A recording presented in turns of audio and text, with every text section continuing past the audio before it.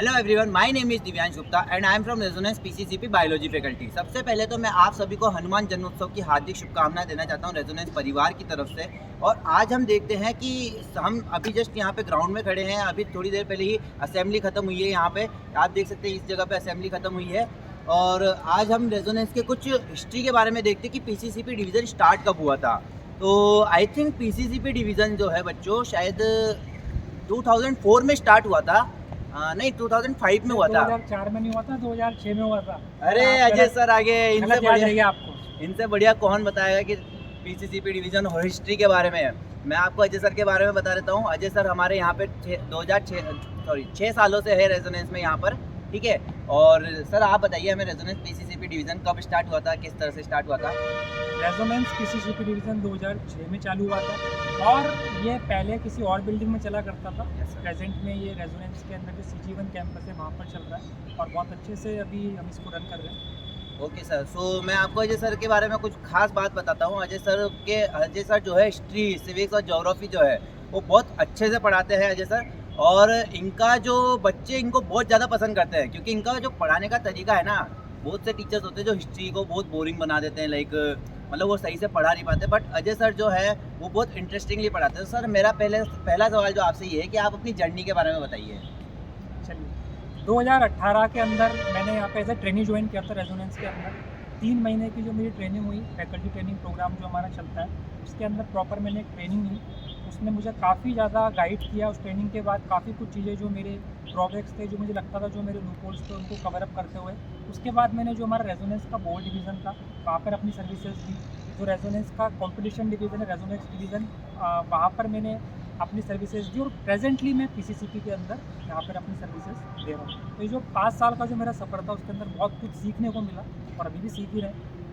Okay, so sir जैसा मेरा पहला सवाल आपकी जर्नी पे हो गया, तो मेरा सेकंड क्वेश्चन जो ये है कि हिस्ट्री जो है सर, थोड़ा सा बोलते हैं कि बहुत बोरिंग सब्जेक्ट है और मतलब बच्चे बहुत ज़्यादा बोर हो जाते हैं। बट हमने ये सुना है कि आप बहुत उसको इंटरेस्टिंग वे में पढ़ाते हो। तो सर आप हमको बता सकते हैं कि आप उसको इंटरेस्टिंग कैसे बनाते हो सर सब्जेक्ट को? हिस्ट्री को अगर अपन देखें तो उसके पीछे क्या लिखा आ रहा है, स्टोरी। अगर हम इसको स्टोरी के तौर पे बच्चों तक पहुंचा देते हैं, इसके अंदर टीचर का एक मेन रोल है।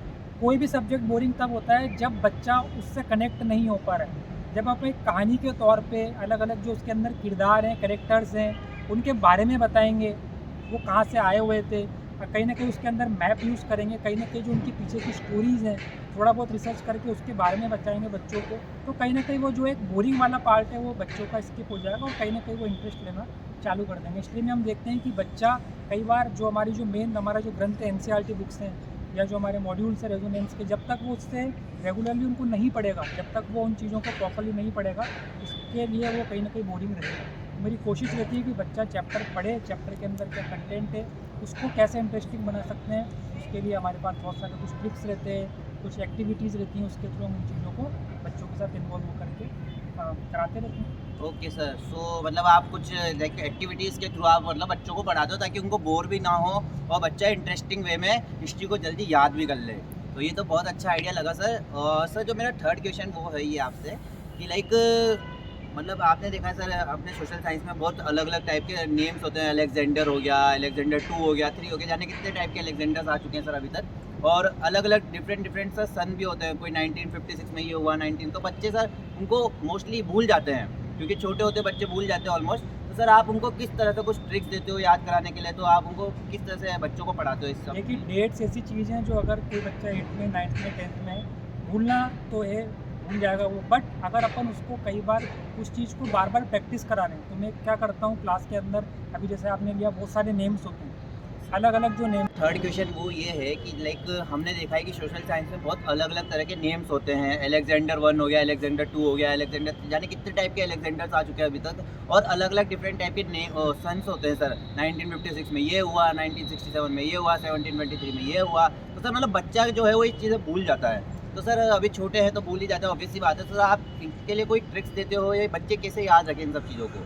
देखिए, जहाँ तक मैं ईयर्स की बात कर रहा हूँ, जब तक हम बच्चे को कनेक्ट नहीं करेंगे चैप्टर में। फॉर एग्जांपल एक चैप्टर है नेशनलिज्म इन इंडिया क्लास 10 के अंदर, गांधी जी 1915 में आए। अब यहाँ से जो स्टोरी चालू हो रही है तो उसको स्टोरी के तौर पे गांधी जी इंडिया में आए तो कुछ किया भी होगा, उन्होंने सत्याग्रह मूवमेंट किए, कहाँ पर करें, कैसे करें, किस ईयर में करें, क्या कारण रहे होंगे, जब ये स्टोरी फॉर्म में कनेक्ट करते हुए बच्चों को चीज़ें आगे हम जब लेकर के जा रहे हैं तो कहीं ना कहीं उसे वो ईयर्स अपने आप याद होते जाते हैं। इसके बाद रेगुलर उनकी प्रैक्टिस करवाते रहते हैं। हमारे पास कुछ एक्टिविटी शीट्स हैं, कुछ इस तरीके के हम बच्चों के साथ कई बार जैसे कुछ कैरेक्टर्स हैं तो उनके नाम रख देते हैं हम। कोई बच्चा आ रहा है उसका नाम रख दिया, कोई और बच्चा है कुछ नाम रख दिया अलग अलग, जो रेवोल्यूशनरीज हैं या कोई लीडर्स हैं।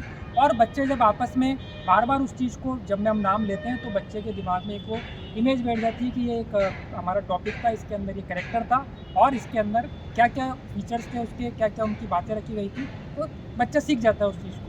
तो सर आपके कहने का मतलब है कि आप बच्चों के नाम रख देते हो, जैसे कोई एक आप अलेक्जेंडर 1 हो गया, ये अलेक्जेंडर 2 तेरा नाम है, मतलब इस तरह से आप इस बोलना तरीके से जब नाम रख देते हैं और बच्चों के बाहर जब बच्चे 4-5 दिन तक उस चीज़ों को बार बार जब हम नाम लेते हैं तो कहीं ना कहीं उन्हें वो चीज़ समझ में आ जाती है और खेल खेल में वो उस चीज़ को सीख भी जाते हैं, जो हमारा एक मोटिव रहता है। तो उनको रटना नहीं है चीज़ें, उनको समझना है और वो समझाना कैसे, वही एक मेन यहाँ पे स्ट्रेटेजी रहती है, वही एक हमारा रोल है। ओके। तो सर ये तो बहुत ही यूनिक आइडिया लगा सर हमारे को आपका, कि लाइक आप नाम रख देते हो बच्चों के, तो ये हम बहुत अच्छा लगा सर का ये आइडिया हमारे को। तो सर मेरा लास्ट क्वेश्चन जो है आपसे वो ये है कि अभी रिसेंटली अभी हमारा FTP प्रोग्राम भी हुआ और आपके अंडर भी सर बहुत सारे टीचर्स आते हैं सर सोशल साइंस के, तो सर आप उनको किस तरह से गाइड करते हो कि वो भी मतलब अच्छा परफॉर्म करें, बच्चों को वो भी इसी तरह से लाइक याद कराए क्लास में सारी चीज़ें, तो सर आप इसके बारे में हमें बताइए। देखिए रेजोनेंस का जो ट्रेनिंग प्रोग्राम है वो पूरे इंडिया के अंदर फेमस है, काफ़ी यहाँ पे अच्छे से जो भी लोग आते हैं ट्रेनिंग करने उन्हें दी जाती है। मैं अगर सोशल साइंस की यहाँ पे बात करूँ तो जब भी कोई ट्रेनिंग होती है, भले वो हम जो ट्रेनिंग्स हैं या फिर जो हमारा जो अलग अलग प्रोग्राम्स चलते रहते हैं यहाँ पे फैकल्टीज़ के भी, तो कहीं ना कहीं मैं यही चीज़ उन्हें हमेशा बोलता हूँ कि SST एक लाइव सब्जेक्ट है। हमें हमेशा बच्चों के साथ कुछ जो चीज़ें इंडिया के अंदर हो रही हैं, वर्ल्ड के अंदर हो रही हैं, उन चीज़ों को कनेक्ट करते हुए हमारे चैप्टर्स को जब हम पढ़ाएंगे, कहीं ना कहीं उनको कुछ नयापन देंगे जो उनकी बुक्स में, उसके साथ कुछ नयापन देंगे तो डेफिनेटली वो बच्चा भी उस चीज़ को जानने की कोशिश करेगा और एक जो बोरिंग एसेंस जैसा अभी शुरुआत में बात हुई थी वो नहीं रहेगा बच्चे के बीच में। कोशिश करते हैं जब भी क्लास में जाएं कुछ नया देने की कोशिश करें जो उनसे रेलेवेंट है, जो उनके चैप्टर्स है, जो उनके सब्जेक्ट से रेलेवेंट है, तो कहीं ना कहीं वो चीज़ काम भी करती है और बच्चों को भी लगता है कि हाँ सर आए तो कुछ आज हमें जरूर नया बता करके जाएंगे। तो मतलब आपके कहने का मतलब है आप कुछ लाइव एक्सपोजर्स देते हो सर, जैसे रिसेंटली जो भी चल रहा होता है वर्ल्ड में उससे रिलेट करके सर। बिल्कुल बिल्कुल, इससे क्या होता है बच्चा भी कहीं ना कहीं कनेक्टेड रहता है, उसे ये नहीं लगता है कि आज हम जाएंगे क्लास के अंदर तो वही पढ़ाया जाएगा जो हमें बुक के अंदर दे रखा है, उसके साथ कुछ एक्स्ट्रा नॉलेज भी दी जाती है। ओके। तो सर अजय सर थे, ये हमारे हिस्ट्री के गुरु है ये हमारे यहाँ पे, तो इनसे बात करके बहुत अच्छा लगा हमारे को। Okay, so that's all for today, thank you so much.